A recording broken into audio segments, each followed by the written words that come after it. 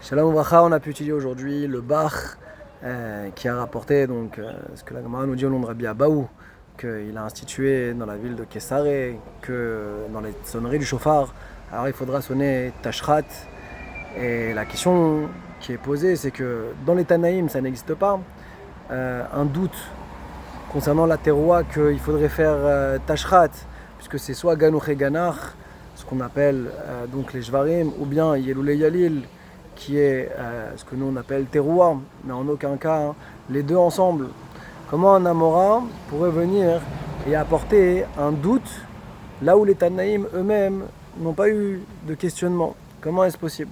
Sur ça, le Bach il vient et il répond que le Safek de Rabbi Abaou, il n'est pas les fiadin, c'est pas selon l'halakha pour être acquitté, mais qu'en réalité ici il s'agit d'une question de minagim, que minatora, toutes les formes de pleurs sont validées et sont acceptées. Qu'est-ce qu'on s'en fiche, entre guillemets, que les pleurs soient dans une dimension de ganouch et ganach avec des sons plus longs où on reprend notre respiration, ou alors que ce soit des pleurs saccadés, yeloulé yalil, qu'est-ce que ça change? Et donc en fin de compte, chacun il avait son minag dans son endroit, comment réaliser les pleurs, et Rabbi Abaou justement est venu et a institué qu'il n'y ait pas des groupes à goudot dans le Ham Israël, et donc c'est pour ça qu'il a uniformisé les sonneries du chauffard. Sur ça on pose la question, Rabbi Abaou, ce qu'il aurait pu faire, c'est simplement de dire qu'il faut faire et Tachat et Tarat, et ça aurait été largement suffisant. Pourquoi avoir institué Tashrat? Tashrat, c'est une nouvelle combinaison qui n'existait pas avant.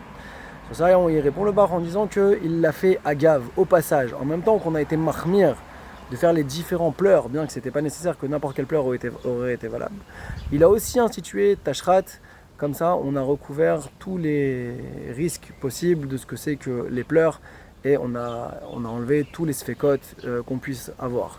Et donc ça c'est une marloquette sur le Rambam et le Smag, puisque d'après eux le Safek il est dans le din et pas simplement par rapport au minagim, et le Bach il reste en Tzarech Iyun, donc sur le Rambam et le Smag, comment Rabbi Abaou il a pu venir instituer Tashrat, puisque c'est un Amora.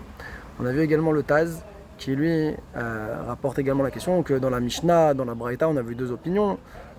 Qu'est-ce que c'est que la terroir? Mais en tout cas, il n'y a pas d'opinion qui pense dans les Tanaïm qu'il faut les réunir les deux ensemble, à savoir Tashrat.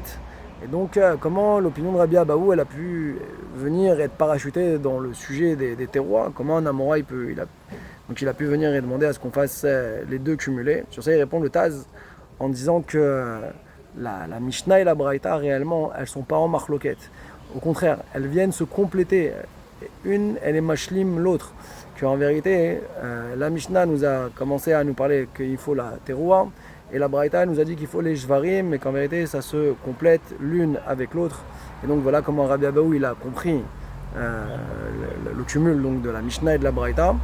Ou bien, on peut dire que réellement une seule d'entre elles est valable d'après la Torah, soit la Torah, soit les Shvarim. Ça, ce serait donc la compréhension de Abaye, et que ce serait finalement, oui, une marloquette entre la Mishnah et la Braïta Chazak U'Baruch.